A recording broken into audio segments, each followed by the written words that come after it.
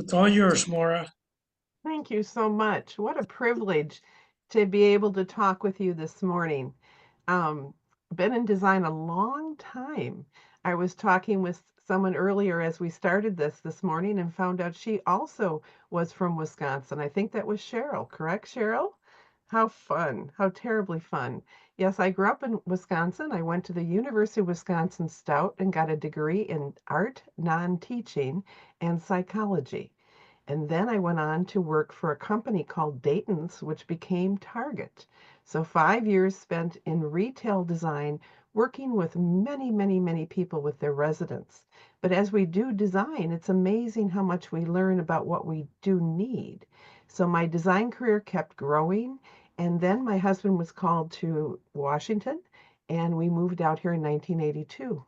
So my company, M. Quinn Designs, I founded in 1980, a long time ago. And so, make a long story short, here I am today having the privilege of talking with Arlington Neighborhood Village. I'm a huge fan of the neighborhood village concept. I've participated with many different villages and have worked with many clients who are part of it.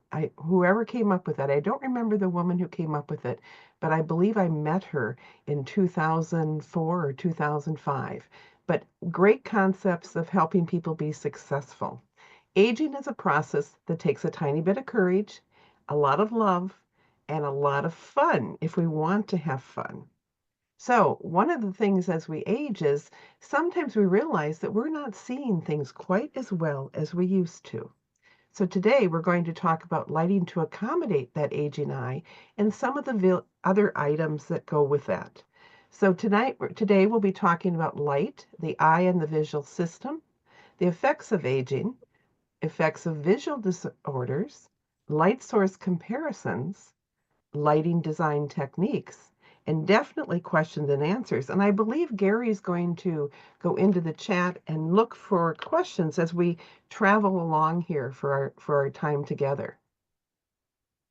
Light is interesting because when we think of what we see, we forget that it actually is a wavelength, that it starts at a blue spectrum going to more of a red spectrum. And our eyes accommodate different things. We don't see the X-rays, we don't see the microwaves, we don't see all the other kinds of light energy. But a visual spectrum is where our light sources are really within. The eye is a very interesting organ. It has tremendous ability. Notice the word macula on the right-hand side of the eye. Many people have heard someone say, I have macular degeneration or I have something wrong with my macula.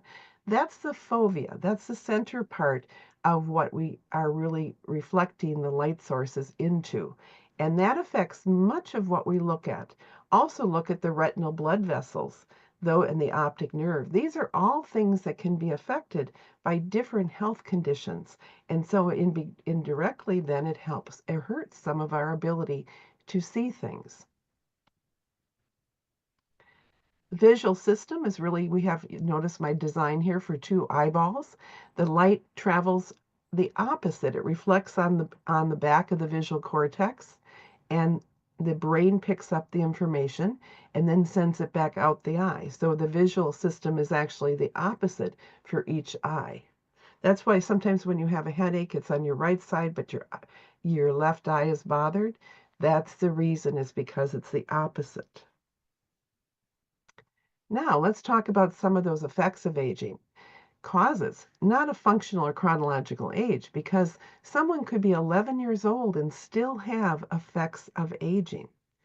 It's rather due to the exposure to the environment. A lot of us don't realize that because we may never have worn sunglasses when we were younger, we were actually affecting our eye at a young age. And so I always encourage people to think about wearing sunglasses. Polarized sunglasses are good because it helps us reflect the ultraviolet light, which really is what affects our eye.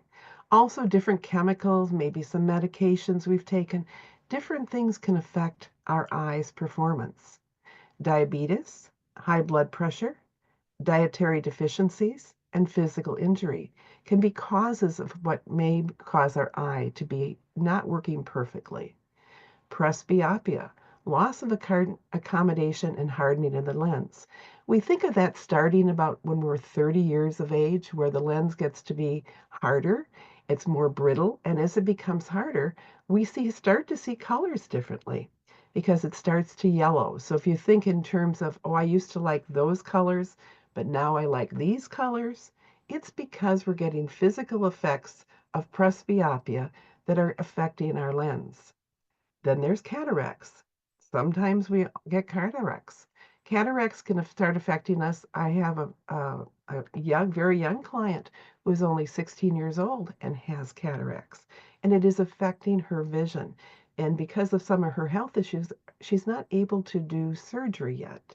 So we're making accommodations with color. And we'll talk about how we use color to help us to see better as we age. Also, a torn retina. That's a very tough thing. I know people who've had a torn retina, and trying to recover from a torn retina is very difficult. Retinal occlusions, macular degeneration, basic inflammation, blood clots, and hemorrhages. All of these things can be effects of some of the causes of other health problems that we might have that affect our eye and then affect how we see. Different light sources are important to know a little bit about because we're able to take care of some of the basic needs on our own. Did you know that every single bulb, a bulb is a light bulb, has a Kelvin, and the Kelvin is the color temperature. And that is important. It's for example, we used to say we had incandescent lights, and then we changed the uses of them, and we were looking for fluorescent. Now we're looking at other kinds of light sources. We went from halogen to all other different light sources now, and we're always looking for something that gives us a color temperature.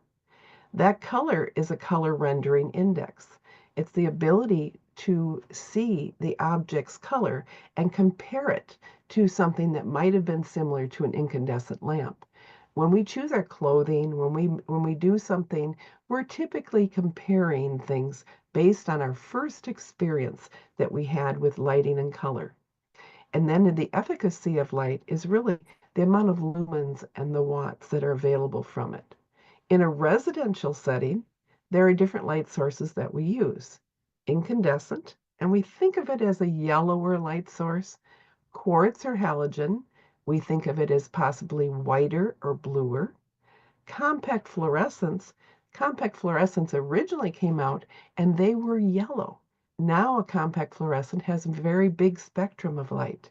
Fluorescence, the old fluorescence had a hum, had done all different things, but those and the light emitting diodes have been improved, so we have so many different types of light sources today that we can choose from them, and that helps us to do a good lighting design and to be able to see better.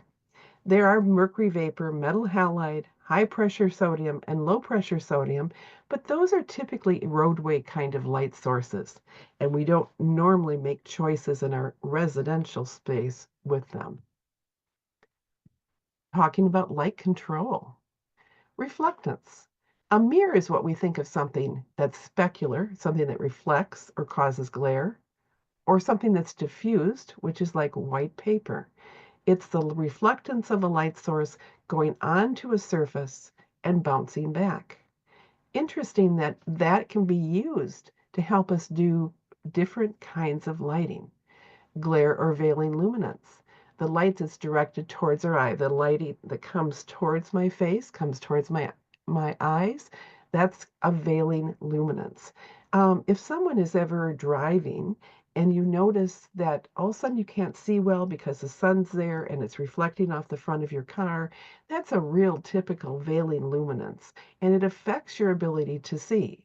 At home, it could just be a window or it could be a skylight that affects a function that you're doing. That may be where we might use a window treatment to control it or to shade it. Contrast. Contrast is our number one friend when we're doing lighting, because if we have contrast, we can choose the ratio of the target luminance versus the background. I have many clients who have issues with lighting and they love to do needlework or they love to do a small function, even doing some kind of, even a puzzle. But I've taught them to use a black cloth or a black, maybe even the table has black paper source put on it, like construction paper, and that allows them to have a higher contrast. Contrast is your friend as we age to help us be successful. So we'll look at, you can ask lots of questions about contrast because it can be very specific. And then polarization, the orientation of the light waves. Now, polarization, the word that you think of is really polarized sunglasses because the sunglass has the ability to shade the orientation of the light, allowing me to see better with less glare. There are many sources to consider when we're choosing to do a good light design. The light source color spectrum is color temperature. The color temperature sets the mood for the space. Color temperature affects our biorhythms. Now, that's not something we really talked a lot about 25 years ago. But today, as we age, glare, biorhythms are two of the more important things to pay attention to. Because why do I feel good when I'm in that room? Is it the color? Is it the reflectance of the light creating that color? Our preferences typically go between 2,700 and 3,000. I see we have an extra zero there. And so we go down to the color temperature to look at some of the analysis of the different color temperatures. 2,700 to 3,000 gives a visual effect of being warm. It gives us the feeling of sunrise and sunset. It gives us a relaxed mood. Typically, we use it in a residential setting, and our biorhythms associate it with waking and resting. 3,500 is typically considered more of a morning or afternoon, depending on what kind of day. Is it a bright day or a less bright day? A little bit of cloudiness. And the application is in residential or commercial and normal activity. See, when you buy that light source, that bulb, on the package, it has these color temperatures, doesn't it? And they didn't necessarily mean something to you, but it's important because it gives us a feeling, an ability to participate with the choice of the light. As we get into 4,000, 5,000, and 6,000, you see that the old fluorescents from our office buildings were 4,500, and they felt cool. They made us very active, maybe too active. And so gradually, as we studied the lighting responses, psychological effects of lighting, we started to see that there were some colors of light we didn't necessarily want. As we get into 5,000, we've heard of daylight light sources, and they stimulate you maybe too much. Think of those classrooms that may have had too much light or the wrong color of light. And then as we get to 6 or 7,500, the visual effect is cold to us. It's summer daytime, but it really makes us very active. And you normally would see it in the stage or theater world and truly visually stimulated. We continue with color rendering and talk about the color rendering index. High color rendering index from 90 to 95 is good. It's close to the equivalent of incandescent. Color rendering goes from reddish hues to vivid blues, and color temperatures increase. Light on a dimmer is important. Why? Because if I have a light source and I have a dimmer attached to that light source, and I can go down or go up with that light source, I will get a different color rendering index. For example, in a closet, I typically use a dimmer in a closet because if there was someone else in my life and I don't want to wake them up, I might adjust the dimmer so not to wake them up or not to cause as much light. But as I lower that light source, you notice here low CRA below 80, I won't have good color distortion. So that means as I'm picking that outfit that I'm going to wear, if I don't have my light source up to its high color rendering index, it won't give me the right color. Sometimes people say, well, why is it that I turn this light on and I can't tell the difference between a blue or a black sock? Has anybody ever had that experience? It's because the high color rendering index is not happening. Whatever your reflectance is coming from is low color rendering index. So it distorts the color, making it difficult to select and match clothing. LED and fluorescents typically have more blue light. So something little to learn is that we want to pick our choices under a high CRI lamp. And that's something that I work with a lot of clients because just changing a light bulb in a room can make a totally different experience. Source selections. So some of us have visual impairments or have what we call an aging eye. As we're older, we lose that blue sensitivity. Remember the macular, the back of the eye that we saw as we began? That reflectance area around the eye loses blue sensitivity. And that presbyopia that we had is affecting us and making things more yellow. So a high color temperature source may be more comfortable. Macular degeneration and other conditions may affect this visual response, and the appropriate light source color must be used to determine what's best for you. The lens getting harder affects your color, but also your vision. Lighting comfort. We forget that lighting set the stage for the room, but also that glare that's coming in, that veiling luminance can sometimes affect us and how we're participating with the room. Keep the light source away from your line of sight. You know how when you get that reflectance, you're moving your head around so you don't have that reflectance. So use shades, adjustable fixtures, and then when you're outside, use polarized glasses. One of my doctors, probably 25 years ago, said to me, Moira, you have very sensitive eyes.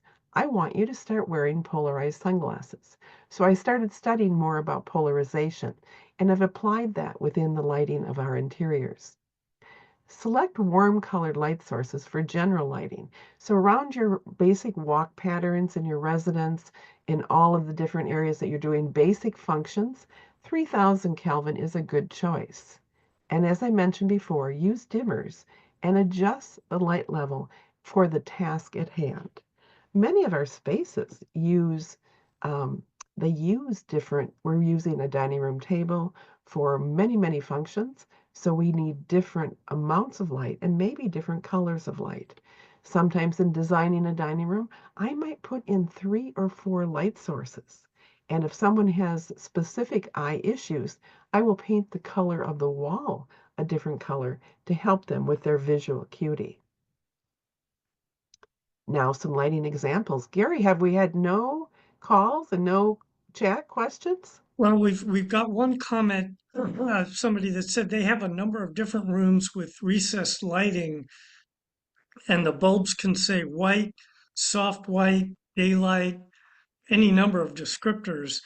And they say that it's really a, kind of a trial and error, like you said, to figure out what your preference is. One of the things that I do, Gary, is I actually have a light booth. And when I go out to my clients, because we're going to do something new to maybe improve their lighting or help them see better, I take the light booth out with me. And in the light booth has samples of colors. On the left-hand side, I might have one light source. On the right-hand side, I would have another. So maybe there's a blue source, maybe a yellow source. And we start looking at what pattern does and what color does. And that compare and contrast really helps us find what we can see and what we can't. If you're in a particular room and you're going to do high function, thinking in terms of what colors reflect is important. And also, this woman, whoever asked about the recess lighting, recess lighting we have to be very careful with it because a lot of builders put in a lot of recess lighting in people's kitchens. But for the recessed lighting, the number one negative is glare. And glare causes us not to see things correctly. So recessed lighting can give us higher volume in certain areas, but it also can cause glare. So we have to choose the light source to work best with the function of what we're doing. Let's take a look at some lighting examples of what we're talking about. Okay, We all, before you yep, do, we've got a couple more comments. great, One is, are there adjustments in lighting that would help someone who is not binocular? very good thing. Okay, binocular means that maybe they don't see equally with both eyes. So if, for example, I have a right eye that interprets differently than my left eye, I might position myself differently. I might use a different light source that doesn't give me glare. Because when you have normal two eye ability, your one eye accommodates for the other and gives you less glare, gives you more light, etc. But with the one, you want to be very, very careful with glare because that is your only way of making judgment. And if it's causing glare, that's a problem. I find that very often with a recessed light, people get a high quantity of glare. So I would be using light sources that are not a point source. Point source light, like if you're looking into a recess, typically will have a light source that might be a point light source. If you were sitting at a chair and you have a table lamp next to you, I have a table lamp here that has a shade on it, which shades this the amount quantity of light coming out. And I also have a dimmer switch that's inside of it that I can create the variability of the light. Does that answer the question of the person who asked that question? I'm seeing a yes. Good. That's good. Okay, we've got a couple more. One, somebody said they usually pick daylight light bulbs to see better inside. Is there any reason not to use those, or is there any a better choice? Well, there's many things that follow into the word daylight, okay? There was a man who was selling light bulbs in the 70s, and his name was Mr. Ott, O-T-T. He had light bulbs that were more blue, and he sold those to a lot of people. He actually started as an independent salesperson and became a resource in the lighting industry. But his light sources were so blue that they affected many people's biorhythms because blue, giving that cold feeling, it may not have been cold to the eye, but it was cold to the biorhythms, to how the blood interpreted and the body and the skin interpreted that. So again, this is why things are so personal that we choose. I do tests with people to see how do they react. How do they react to different colors of light? How do they react to different colors of glare? How do they react to different patterns? All of which make us a good decision or a poor decision for ourselves. Okay? If another person, if you went to, let's use a restaurant, and you went to sit down and your friend tells you, I don't like sitting in this room of this restaurant because it makes me feel, it most likely is the reflectances and the lighting that's in that room. So in our homes, we can interpret all of that and create spaces that give us good feelings, high function feelings, and the way that we want to work within each of those. Okay, does that answer that question? Yeah, I think so. And the last one, you talked about having a desk lamp with a shade and a dimmer.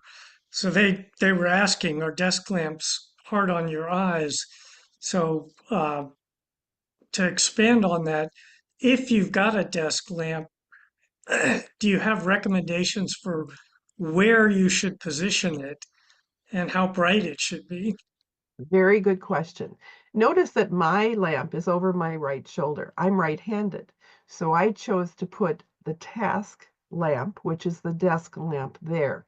I also have a track above me. This is an area within my studio office that I set up for conversations and coffee, and I have a track above me. The neat thing about the track is I have more than one light source on the track, and I have controls that allow me to turn different lights on the track for different functions. when Gary and I were setting up and discussing this yesterday, he said, it's so nice that you can see your face. Well, I have a window in front of me and I have a wall behind me. I have a lamp to the side of me, which allows me to have light on the area that I'm going to be writing right here. So we choose light sources based on how we are going to sit, walk, work within a space. Does that help? Yeah, if you've got a desk with a desk lamp on it, where should you put the lamp? I would assume you don't want it right in front of you because you're going to get glare from it. Yes. So, As I've done mine, it's behind my right shoulder. I am mhm, right-handed. And so typically you're going to be working and you don't want to shadow where you're working. So by putting my light behind my right shoulder, it gives light on my right area of my desk, and then I don't shadow it. But if you're left-handed, depending what function you're doing, where other light sources are coming from, you accommodate supplemental light to fill the area with the amount of light that you want. So your choice of where you would put that desk lamp or task lamp would be different based on what you're trying to accomplish. okay. And that's what we've all we've got for now. Okay, let's go on and talk a little bit with some of the things that we learned a few minutes ago. Let's talk about a few applications. Good lighting in a kitchen. Here's a basic kitchen, a wood floor, which is a warm color, has reflectances because it has a high gloss surface. White cabinets. The white cabinets give contrast, which is nice. The warmth of the wood on the table, the warmth of the wood on the counter, they give us less reflectance, so we can participate and work with them and not have as much reflectance. And it's probably hard to see here, but there is under cabinet light underneath the cabinets here in the kitchen.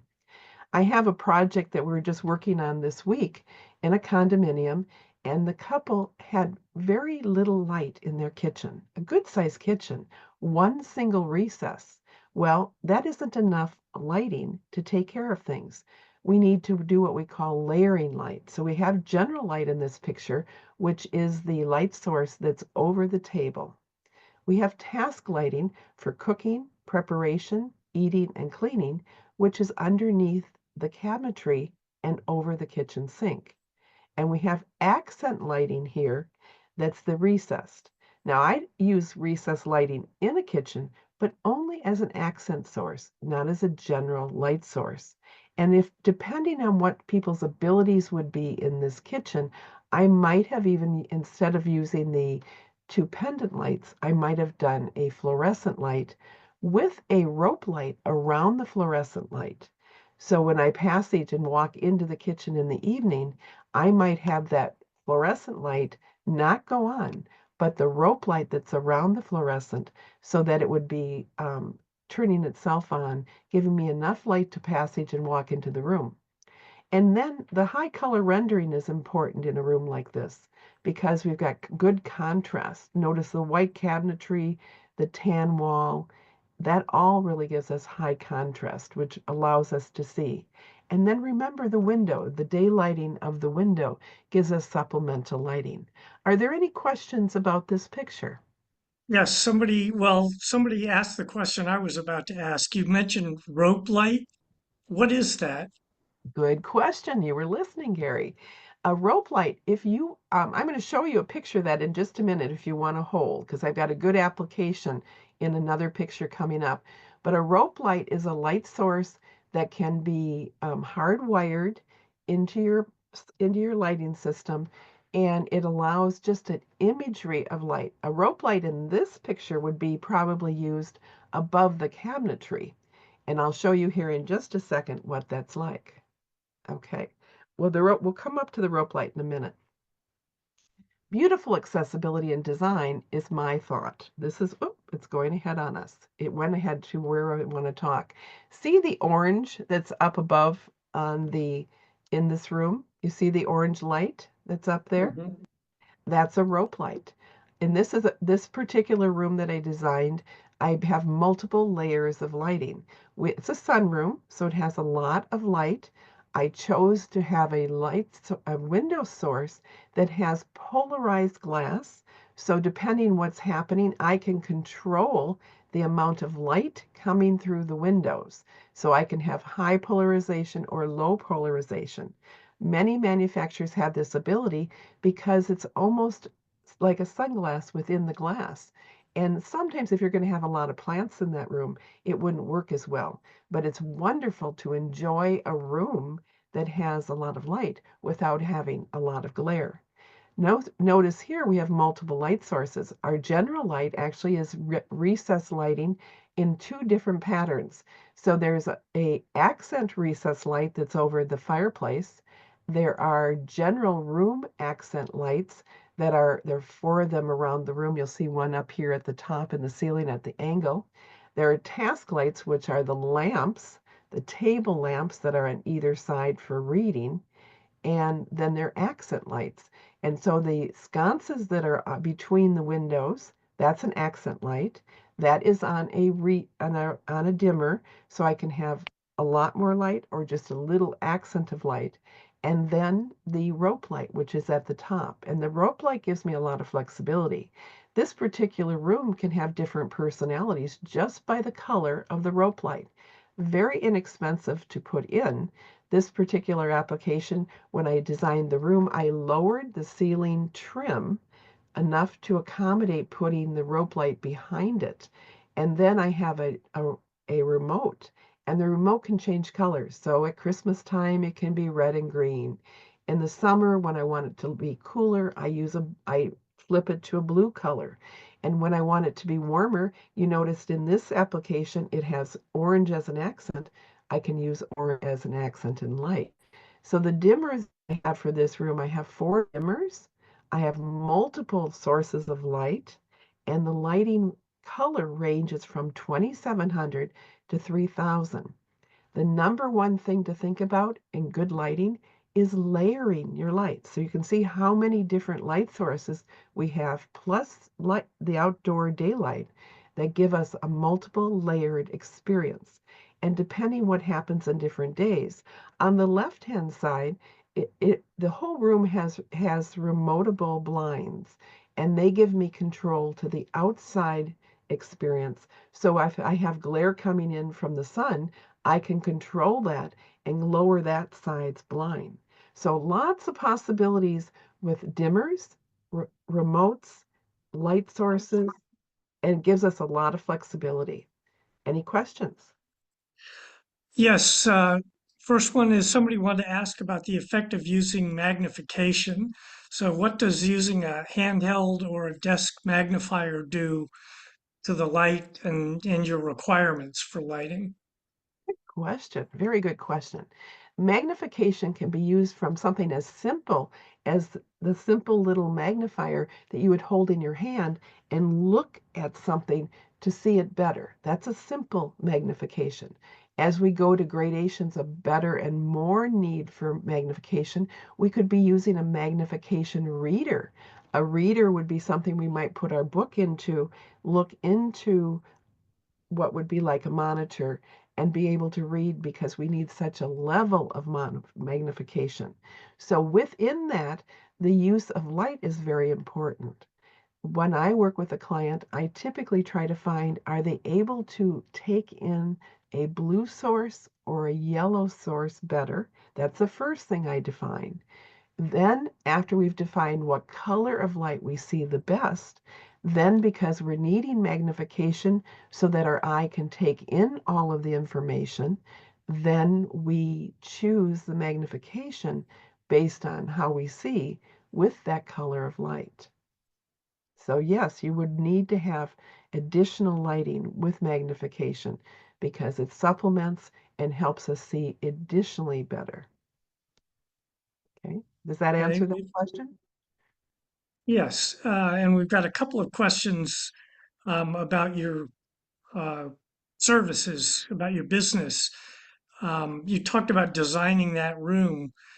Can you talk a little bit about the overall scope of what you do? Is it mostly residential? Is it mostly commercial? A mix of both? Um, and then the second related question is, how do you assess the cost of your services for older adults who may be on a fixed income? All very great questions. Number one, in designing, I meet with the client to define what their greatest need is. Is their need to see better? Is their need to feel better? Is there need to be accommodated to be able to work better in a space or to see for safety? I have gone into many interiors, residentially and commercial, to consult. And when I asked the client what the task was that they were doing, they did not have enough light source to accommodate their task. So that's sometimes the number one thing, meeting with the client to define what are they trying to accomplish and how are they going to do it? And do they have the light source to do it? In answering the further part of that question, I do all parts of design. I have done residential, I have done commercial. When Cheryl and I were talking earlier, I talked about a hotel that I designed in Green Bay, Wisconsin. I designed hospitality, which is hotels, restaurants, etc., within my career for many years. But my greatest satisfaction started in 2007 when I started focusing only on working with the senior and helping them be successful. Beautiful accessibility is my philosophy. And if we design right, we feel good, we're well, safe, and accessible in our space. And necessarily the cost, it really depends how we want to skin that cat. I don't mean to use that expression. I see Carol has a cat, but but it's really depending how we're going to do it. I always think about costs because there are always more than one way to accomplish something. If, for example, I'm just going to use this room, I have more pictures to show, but I'll stay on this picture for a moment. Notice I have a rug here. In design, rugs can be dangerous because if I had a walker, I might have a problem. Notice that even that ottoman doesn't have a lot of strength. It's a puff ottoman. And so it wouldn't necessarily accommodate a lot of weight to sit on it, or if I push with my walker, it might affect my walker. So from a design standpoint, I design a space for the individual. We light the space for the design. So all the phases of design go into it. Are we redoing the entire home? What are we doing? The other part that I do in my business is since 1981, I've been doing concierge moving. So Pack and Move is a service of my company as well. We move seniors and where they're going, how they're getting there, etc. I work with the moving company. I work with the builder. I work with all the different people in the industry to make a transition successful. As for example, I always say that if I live in a condo and I have that favorite chair or recliner that I love sitting in, that's my command and control. And I run most of my day from that chair, right? So I want to have the things there that allow me to be successful. It must have been about 1992, a manufacturer came to me and said, I have a lot of seniors and they love their recliner, but they're having trouble getting out of their recliner. So when we talk about other kinds of services, I worked with two different manufacturers and designed the first lift chairs, which lifted me up, helped me get up onto my feet, balance myself, and then move forward to do my daily tasks. So that command and control out of that one recliner has a lot of need. So also when we're talking about the moving, if you live in a larger property and then you downsize, which we've done many, many, many, many, many years, in the downsizing of your space, you had a way that you did things in your first property. And then when you move to a smaller property, you need to recreate those spaces for your safety because it's out of habit that we do a lot of things. And so as a designer, I'm always very, very concerned. What are habits? What are the desires for getting something accomplished? Because out of habit, we will reach for something with our right hand versus our left hand. And we want to be able to quickly do that function for our safety. So looking at all the different surfaces, we're really talking today about lighting. But lighting is probably the jewelry of everything we do in our home interior. In our home interior, our work interior, transitions, etc., if we can't see something, even let's say that you go shopping and you get out of your car and you open your door and you can't see well to put your foot on the ground, that's a problem. So we in all of the things we do in our daily life, we need lighting. So in doing interiors, mostly interiors, I've done many exteriors and gardens and things of that nature. So what have I done? Most things, Gary. What do I specialize in? Helping the senior be successful. And is it in your interior and your exterior? Is it in your home? Is it in your office? I've helped people in all different kinds of environments. Go to a next picture. Accessibility is very important. Notice here, this used to be a condo that had a bar, and the client didn't need a home bar anymore. But the opportunity we had was for accessibility. So I'm going to go back to that one. Here we go. Notice that you can't really see it, but it's to the right here behind the imagery is an elevator in the lower level and then the upper level. So where the bar had been, the lower level wasn't finished. We decided to put in a home elevator. I have put in elevators, stair lifts, all of these accommodating usage products to help us be successful in our home. This particular client lived in Arlington, had a 5,000 square foot townhouse, and she could no longer live with all those stairs. Beautiful place. So we looked for another place and we found something in Fairfax that was a lovely one level living condo with an unfinished basement. And then we redid the basement. We kept the staircase, made the staircase beautiful for the accommodated guests, but we put in this elevator so that she and her husband could go from the main level to the lower level. Then we renovated the whole lower level to meet the needs of them and family when they came, but they still lived most of the time in the upper level. So looking at your home environment and looking at the possibilities is really something that I really truly enjoy. I work with people to come up with what are the transitions of my life, what are the needs of my life, and how can I budget all this to accommodate what I want to accomplish.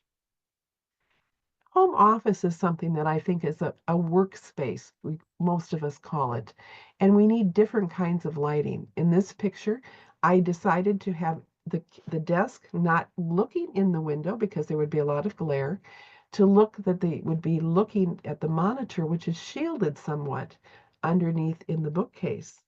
And so there is light that's coming in over the left shoulder. The blind can be put up or put down, depending what we want to accommodate with different amounts of light. The task lamp is there for supplemental lighting in the evening or on something where we're looking at. And then light sources in many of the bookcases. And the fascinating thing is for this client, my client was tall and needed to have more light in the volume of the space of this room. And we put in different levels of light based on it. So they're able to switch this with a remote and have more light or less light based on what their need was and the function of what they're doing. We eliminated glare for the monitor screen, and we chose good color, which is an 80 CRI or higher, 3000 Kelvin lamps. Any questions on this office space?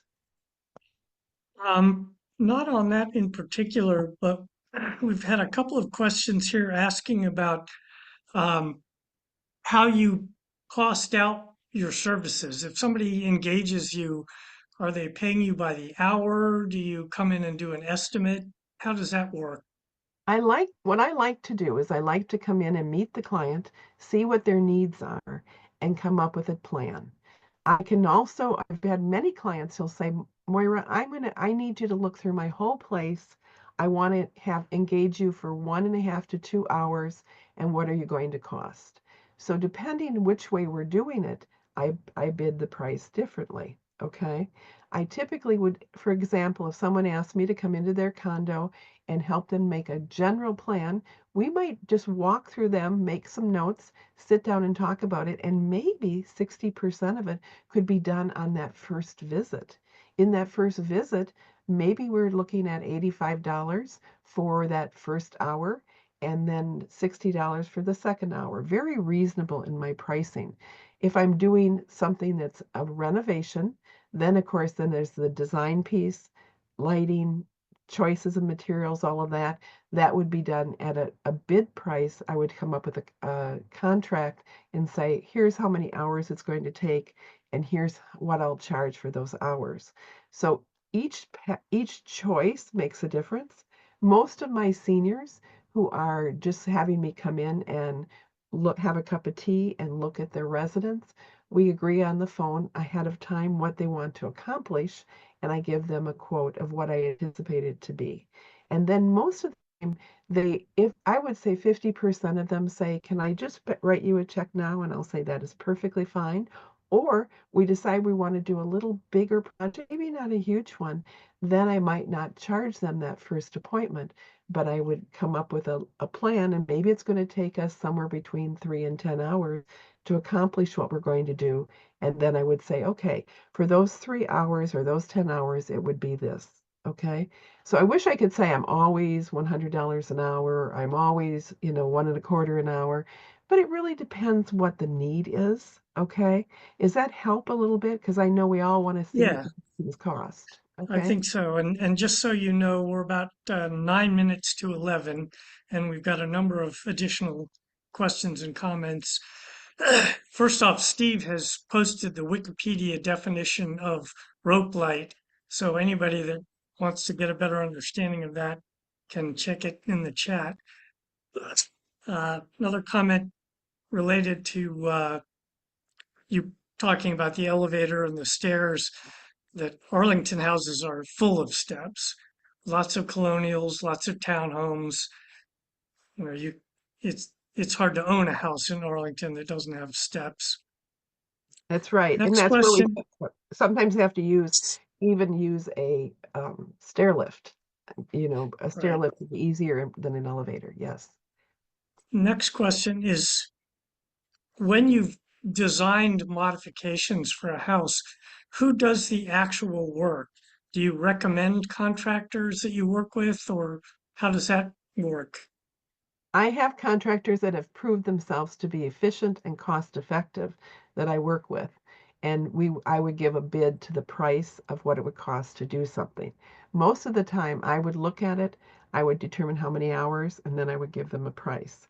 But sometimes I need to bring my contractor in because it's a little more complicated, and we're going to decide how we want to. I would say, here's how I want to accomplish it, and we would negotiate a price. Okay. In this picture, you see different possibilities of lighting in a bathroom. I think one of the most important things I want to show you in this picture is the contrast edge of a countertop. My father had a very serious glaucoma and he couldn't see the edge of things. So I started designing my countertops for all of my senior places with a edge. And this was done when I designed a model for Vincent Hall Retirement Community in 2007. This was the model. And in the model, I did the contrast edge, as you can see. It is an amazing thing. It helps.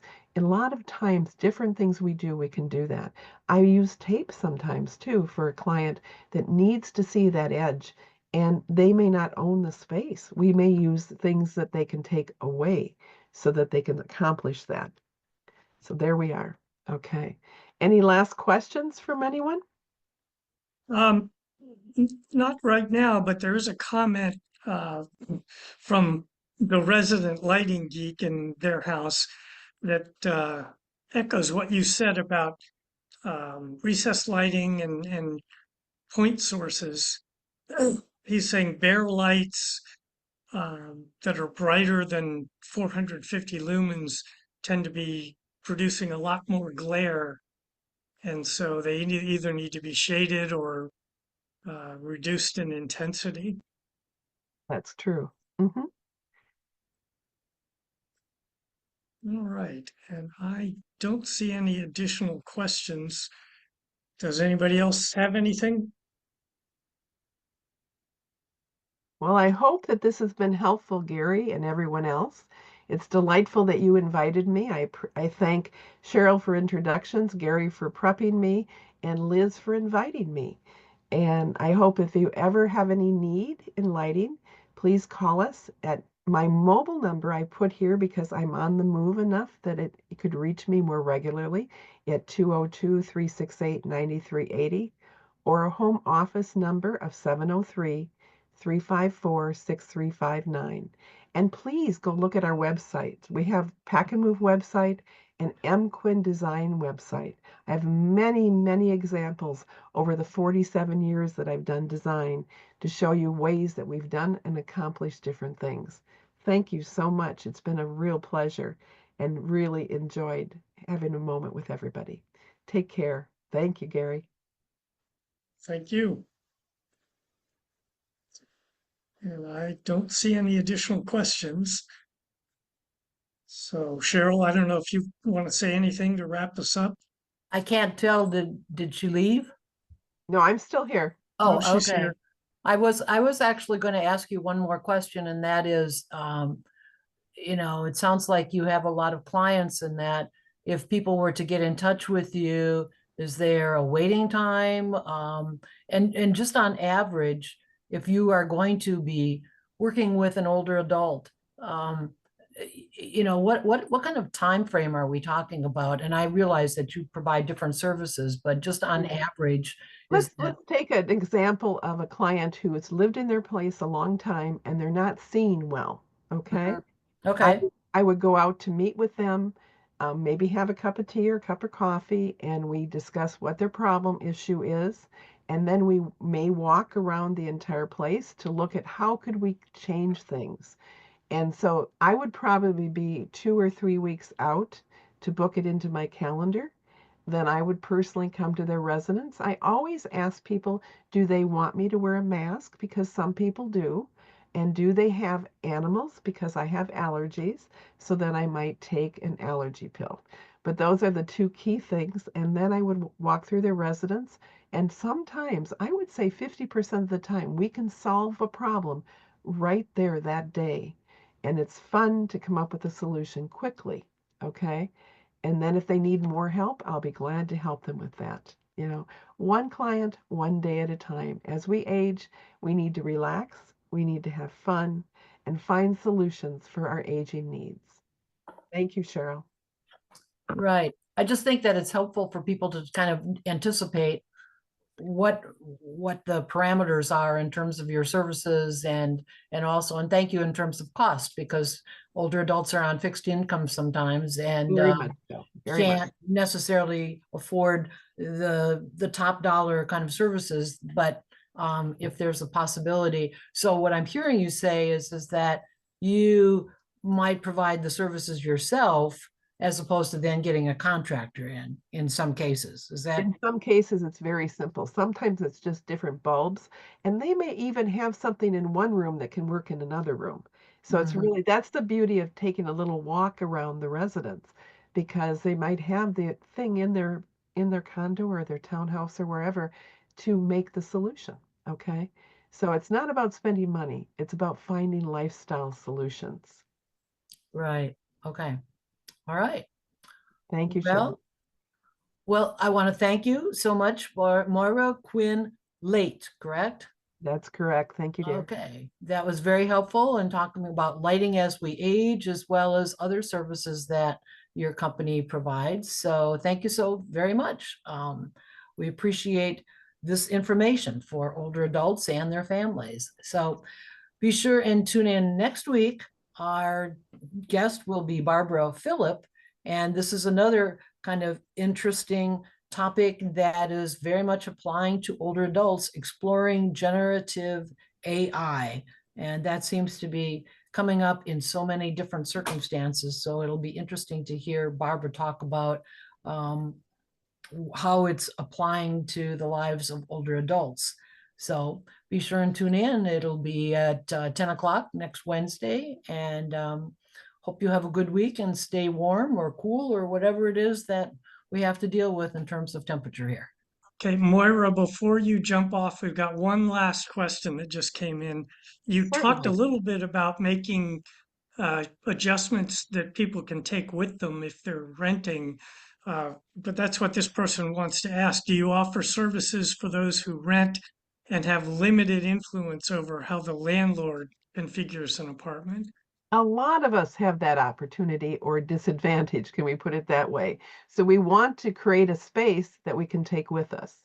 So using table lamps, using floor lamps, using things that can be put into existing electrical capabilities is something that's very important. So no, if someone is renting, we still are going to come up with good solutions, safe solutions, but those that they can take with them. All right. Well, I think with that, we'll call it a day, and I'm going to stop recording.